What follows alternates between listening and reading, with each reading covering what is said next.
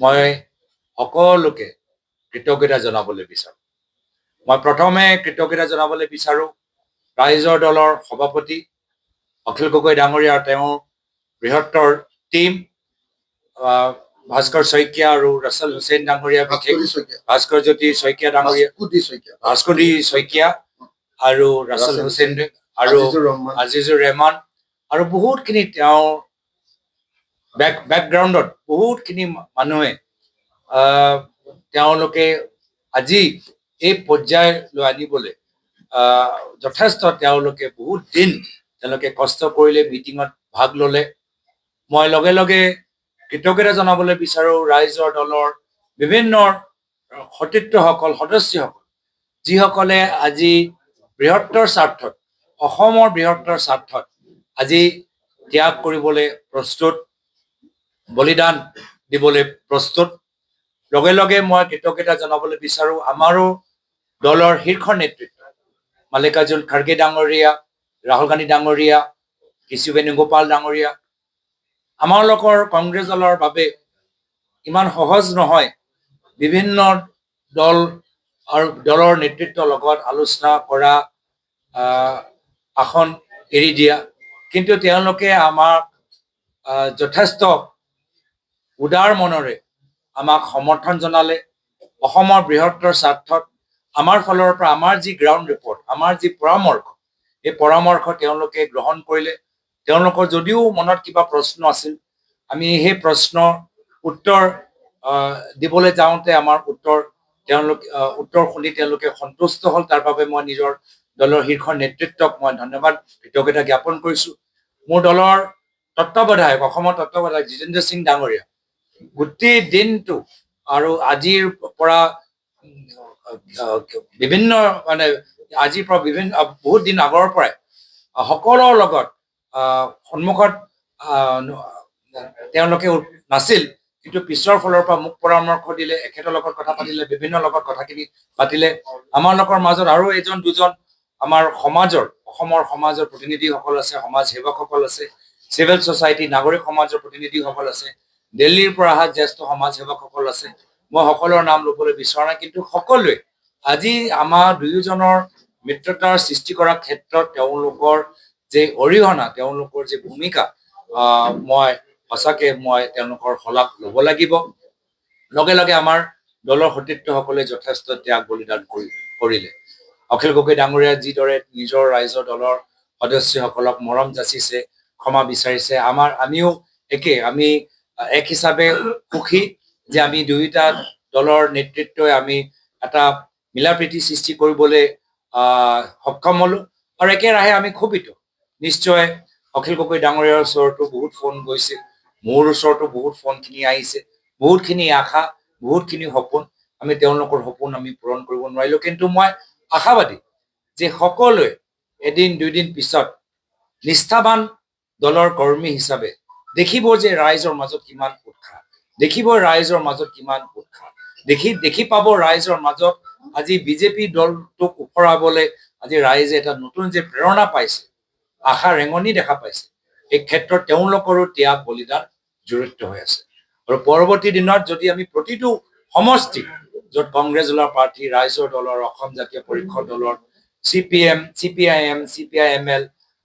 APHLC দলৰ প্ৰাৰ্থীসকলক যদি আমি জিকাবলৈ বিচাৰোঁ, তেতিয়া আমি সকলোৱে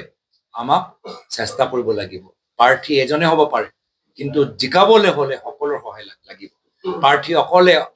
অকলশৰীয়াভাৱে প্ৰতিটো ঘৰত যাব নোৱাৰে, সংগঠন লাগিব, ৰণকৌশল লাগিব, সম্পৰ্ক লাগিব। এই ক্ষেত্ৰত আমাৰ বৃহত্তৰ সংগঠন, বৃহত্তৰ আমাৰ টিকেটৰ যিসকলে আবেদন কৰিলে সকলোৰ সহায় লাগিব। প্ৰাৰ্থীসকলে কোনো কৰিব নোৱাৰে। এতিয়াও মই আমাৰ দলৰ সতীৰ্থসকলৰ পৰা তেওঁলোকৰ ত্যাগ, কষ্ট মই বিচাৰিছোঁ, মূল্যৱান সময় মই বিচাৰিছোঁ। মোৰ কাৰণে নহয়, ব্যক্তিগত স্বাৰ্থৰ বাবে নহয়, ৰাইজৰ দলৰ ব্যক্তিগত স্বাৰ্থৰ বাবে নহয়, অসমৰ স্বাৰ্থৰ বাবে। অসমৰ জনসাধাৰণে আজিৰ তাৰিখত হিমন্ত বিশ্ব শৰ্মা ডাঙৰীয়াৰ অন্যায়, অত্যাচাৰ, ভয় আৰু ভাবুকি ৰাজনীতিৰ পৰা মুক্তি বিচাৰে। তেওঁৰ ৰাজনীতি আজি যি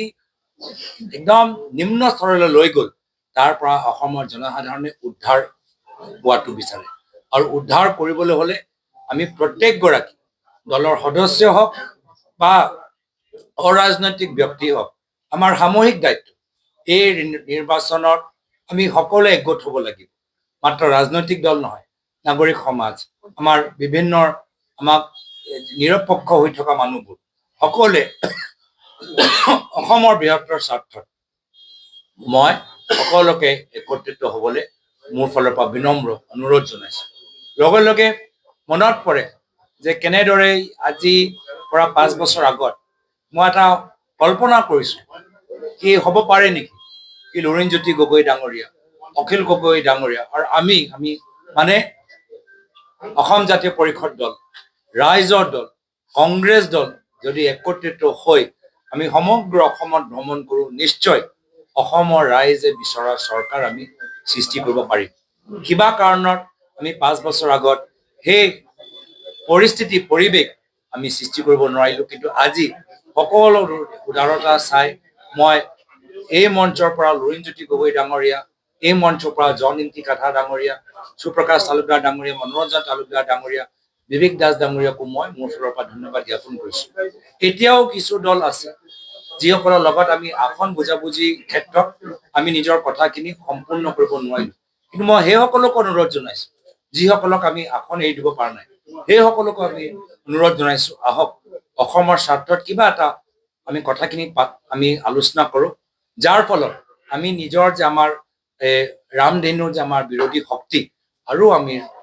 উদ্ধাৰ কৰিব পাৰোঁ আৰু আমি বহল কৰিব পাৰোঁ আৰু শক্তিশালী কৰিব পাৰোঁ আৰু সবল কৰিব পাৰোঁ মই পুনৰবাৰ আশা কৰোঁ যে আগন্তুক দিনত যদিও আমাৰ ওচৰত সময় কম এই সময়ৰ ভিতৰত আমি সমগ্ৰ অসমত আমি এটা ধুমুহা সৃষ্টি কৰিবলৈ সক্ষম হ'ম শেষত গৈ যিকেইটা চিট আমি য'ত ৰাইজৰ দলৰ নিজৰ প্ৰাৰ্থীসকল আগবঢ়াব আমি সেইখিনি আমি গাই দিবলৈ বিচাৰোঁ প্ৰথম শিৱসাগৰ সমষ্টিত আমাৰ মোৰ ফালৰ পৰা শুভেচ্ছা জনাইছোঁ অখিল গগৈ ডাঙৰীয়ালৈ মোৰ ফালৰ পৰা শুভেচ্ছা জনাইছোঁ আৰু এই চেগতে মোৰ ফালৰ পৰা পৰৱৰ্তী দিনত শিৱসাগৰ বিধায়ক আৰু আমাৰ পৰৱৰ্তী চৰকাৰৰ মূল শক্তি আৰু সেনাপতিক মোৰ ফালৰ পৰা শুভেচ্ছা জ্ঞাপন কৰিছোঁ আৰু আমাৰ সকলোৰে অসমৰ মৰমৰ সন্তান আৰু অসমৰ 2026 চনৰ মুখ্যমন্ত্ৰী প্ৰাৰ্থী আৰু আগন্তুক 2026 চনৰ চৰকাৰৰ মুখ্যমন্ত্ৰী মই গৌৰৱ গগৈ ডাঙৰীয়াক আজি আদৰণি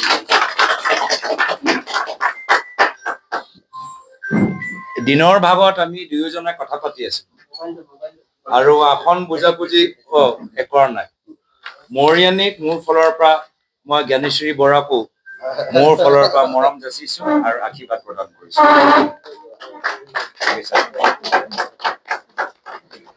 আৰু তিয়কত আপুনি দিলে পল্লৱীক আমি সকলোৱে মিলি এবাৰ জিকাম জিকামে মই নিজে থাকিম আমি জিকামে তাৰপিছত বাকীখিনি দলগাঁও সমষ্টি ধিং সমষ্টি 55 ধিং 79 চিচিৰ বৰগাঁও 84 ডিগবৈ আপোনালোকে পিছত পাই যাব 105 বোকাহাট 41 মানস 67 তেজপুৰ হয় 57 কলিয়াবৰ 83 মাৰ্গাৰিটা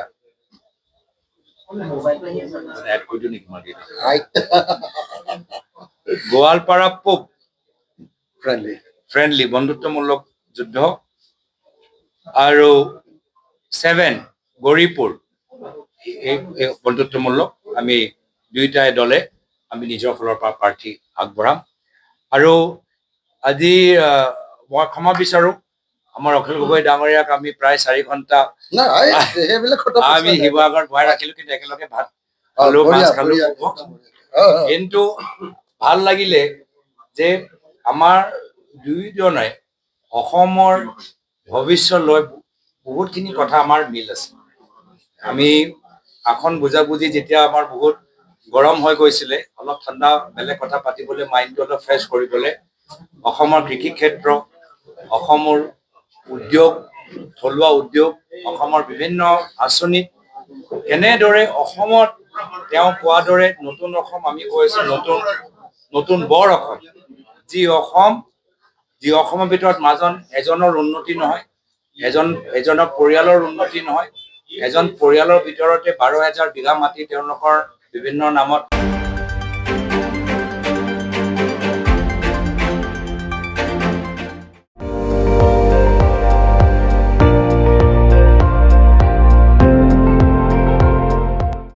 আপুনি চাই আছে ND24, সৰ্বশ্ৰেষ্ঠ নহয়, সৰ্বোত্তমৰ দৌৰ।